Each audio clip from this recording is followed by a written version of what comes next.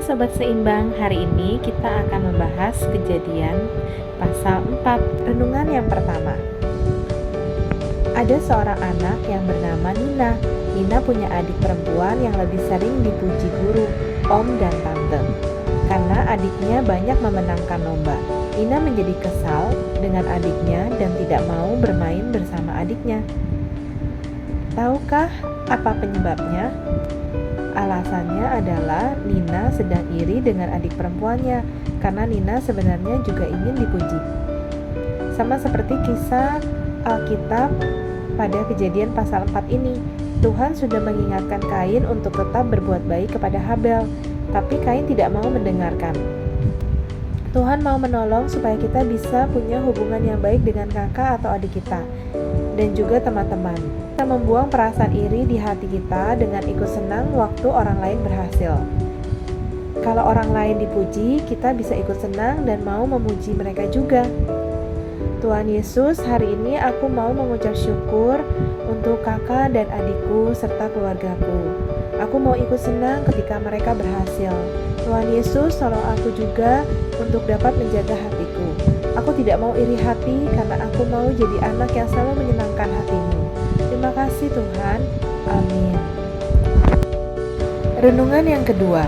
Ada sebuah gelas yang berisi air putih. Lalu dimasukkan setetes tinta berwarna biru. Setelah tinta itu masuk dan bercampur dengan air putih itu, maka air putih itu berubah warna menjadi warna biru. Itulah yang akan terjadi apabila iri hati ada di hati kita. Iri hati mungkin terdengar sederhana, tetapi dosa ini adalah akar dari dosa-dosa yang lain. Di Kejadian pasal 4 ini, kita bisa melihat bagaimana Kain iri pada adiknya. Iri hati bukan hanya membuat Kain tidak suka mendengar adiknya, bahkan membuat Kain tega membunuh adiknya sendiri dan berbohong kepada Tuhan. Iri hati membuat hati kita tidak bahagia, marah, dan akhirnya bersikap tidak baik. Karena itu kita perlu untuk menjaga hati kita. Jika perasaan iri hati mulai muncul, segera berdoa kepada Tuhan. Minta pengampunan serta tuntunan Roh Kudus. Kita juga bisa membuang perasaan iri di hati kita dengan ikut senang waktu orang lain berhasil.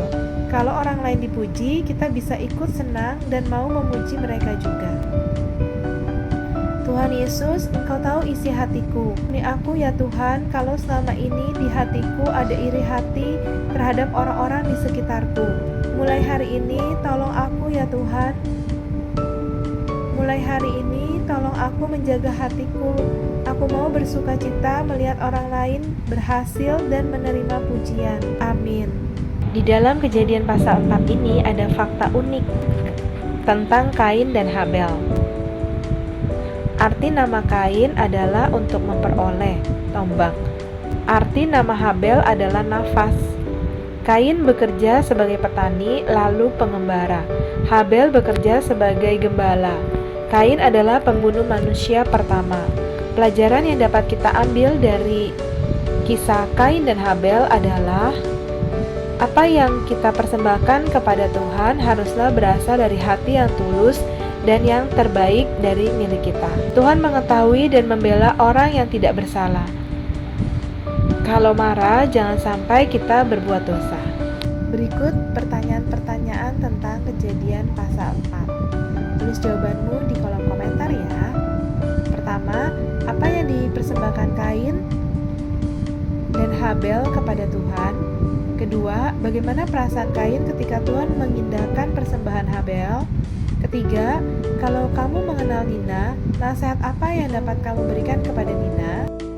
Pertanyaan berikutnya, kebohongan apa yang dikatakan Kain kepada Tuhan? Apa hukuman Tuhan terhadap Kain? Bagaimana cara kita membuang perasaan iri hati? Mari kita baca Kejadian pasal 4 ayat 6 dan 7. Ayat 6, firman Tuhan kepada Kain, mengapa hatimu panas dan mukamu muram? Ayat 7, apakah mukamu tidak akan berseri jika engkau berbuat baik? Tetapi jika engkau tidak berbuat baik, dosa sudah mengintip di depan pintu.